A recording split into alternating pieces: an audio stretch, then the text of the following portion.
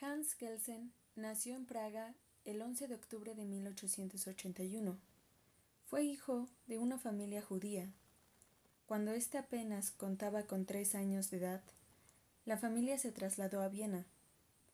Por tanto, aunque Kelsen no había nacido en esta ciudad, siempre se consideró un vienés, con lo que eso implicaba en aquella época, pues Viena era la capital política y cultural del gran imperio austrohúngaro. Sus estudios abarcan un periodo de aproximadamente 60 años. Sus primeros trabajos son en torno a los problemas básicos que presentaba el derecho y el Estado.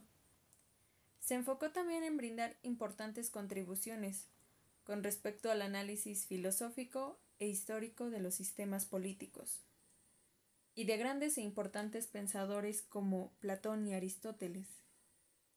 En el año 1919 se desempeñó como profesor de Derecho Administrativo, y le fue encargado la realización de un diseño de una nueva Constitución, la cual finalizó en el año 1920.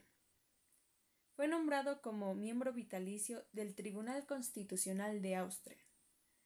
Sin embargo, fue removido de su puesto debido a un conflicto de competencias en el ámbito administrativo. Se instaló en la Suiza francesa y estuvo educando en la Universidad de Ginebra, en donde se enfocó en una de sus más importantes obras, la teoría pura del derecho. Su teoría general del Estado de Derecho buscó en todo momento contestar a la pregunta ¿qué es el Estado?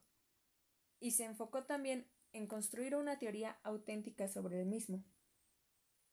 Para Kelsen el Estado no existía, sino más bien lo que existía era el derecho.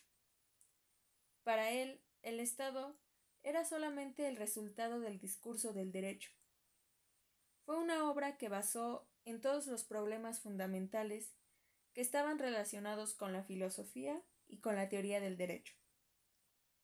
Básicamente es una teoría que se fundamenta en que la verdad o la falsedad que tienen los enunciados jurídicos no dependen de las premisas, ya sean morales o empíricas.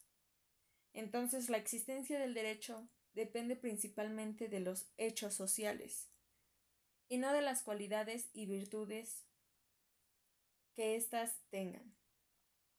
Para Kelsen, el pensamiento de la época era el responsable de contaminar el derecho, pues lo llenaba de estándares morales y de ideologías políticas. En el año de 1965 empieza a escribir otra de sus importantes obras, la Teoría General de las Normas. Sin embargo, no logra concluirla. Su sistema jurídico de pirámide fue utilizado para representar la jerarquía de las leyes. Esta se encontraba dividida en 3 niveles. El primero y fundamental se encontraba la Constitución, que representaba la suprema norma de un Estado, y del cual se derivan todas las normas que estaban bajo ella. En el segundo nivel era el legal, y aquí se podían encontrar todas las leyes orgánicas y especiales, las leyes ordinarias y los decretos de ley. Por último, se encontraban las sentencias, y conforme se acercaba a la base de la pirámide, era previsto que se implementaran una mayor cantidad de normas jurídicas. La pirámide era un medio para mostrar cómo se relacionaban los conjuntos de normas jurídicas dentro de un sistema basados en un principio de jerarquía. En otras palabras, mostraba que las normas o las leyes que formaban parte de un sistema jurídico se encontraban relacionadas, dependiendo del mismo principio, y por esta razón una ley que se encuentra por debajo de otra no puede ser contradecida por otra que se encuentre ubicada por encima, ya que se perdería el efecto jurídico. Gracias a Hans Kelsen y su teoría de derecho, se logró establecer la mejor manera de concebir todos los elementos principales, que forman parte del sistema jurídico, y de la forma en la que el Estado se organiza. Sus aportes al campo del derecho son importantes, pero también dejó grandes aportes en el campo del derecho internacional público, en los diseños constitucionales y en las revisiones de constitucionalidad.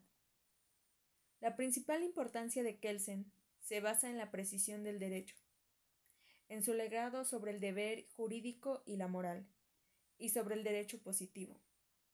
Fue uno de los juristas más importantes, porque como vimos, con él se logró establecer correctamente la ciencia del derecho, y por esta razón es considerado como uno de los más importantes promotores de la justicia constitucional.